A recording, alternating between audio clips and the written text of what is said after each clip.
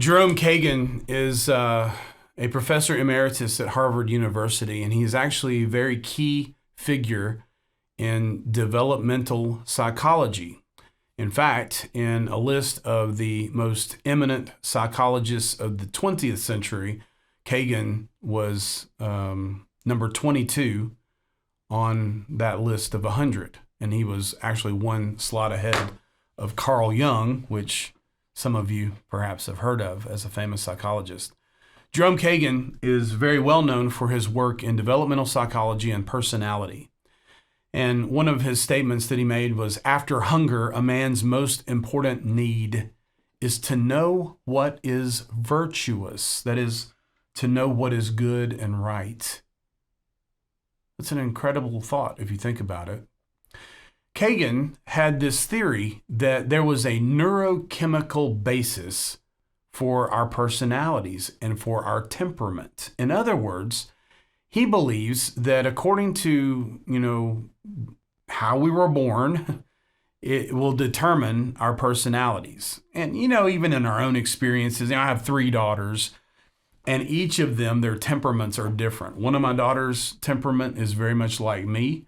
Another of my daughter's temperament is very much like their mother, and one of my daughters is very much like my mom. And each of us has a different personality as a result of that. And Kagan's theory is that all of that is sort of hardwired, that there's a neurochemical basis at birth that helps to determine what our personality will be like, what our temperament's going to be like, and that certain behaviors can therefore be predicted in us in our adolescence. And so Kagan wrote a book, and the book was called Galen's Prophecy, Temperament and Human Nature.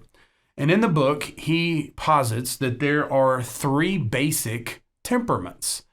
And the way that you can judge these personalities is in how they react to a threat. If a person has an anxious temperament, they're highly likely to run from threats. If a person has an aggressive temperament, they are highly likely to run toward threats. If this person has a philosophical temperament, they tend to think that threats will work themselves out on their own. And one of the questions that arises out of the discussion is, which of these 3 personality types is the best? And in fact, there have been all kinds of articles that have been written about this sort of thing, about, what's the temperament that's the best, and it's based on, Kagan's research. And so in one magazine article, here's how they talked about it. They said that anxious temperaments, they thrive in highly dangerous situations because they're able to weave in and out and avoid those things. That aggressive temperaments thrive in moderate situations because they are able to rise up and to take charge and get things done. And that philosophical temperaments do best in very safe situations when they think that the troubles will blow over. And when you look at that on the surface, just ask yourself the question, which one of those do you think is the best?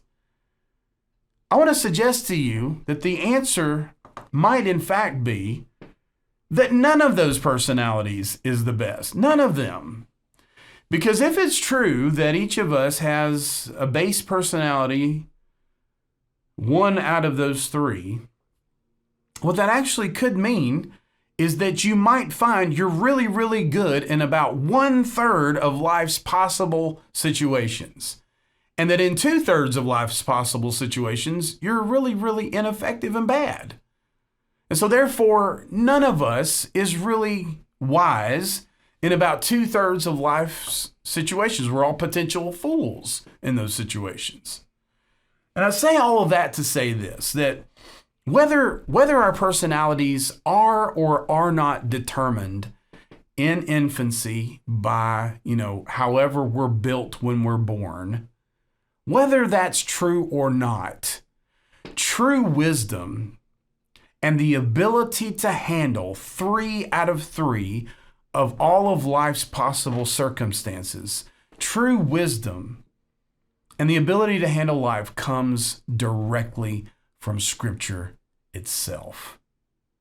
And so the wise runs to Scripture to be able to find guidance in their lives. You cannot learn true wisdom, God's wisdom, from your inherent nature. You cannot learn God's wisdom from your own seeking of comfort in life. Wisdom is something that has to be learned. And so those who are wise will be like a tree that's planted by the side of living waters. And its roots are fed, and its roots are strong, and it grows because of that. James 1 and verse 5. If any of you lacks wisdom, whether in 1/3, 2/3, or 3/3 of life's situations, if any of you lacks wisdom, let him ask God, who gives generously to all without reproach, and it will be given him.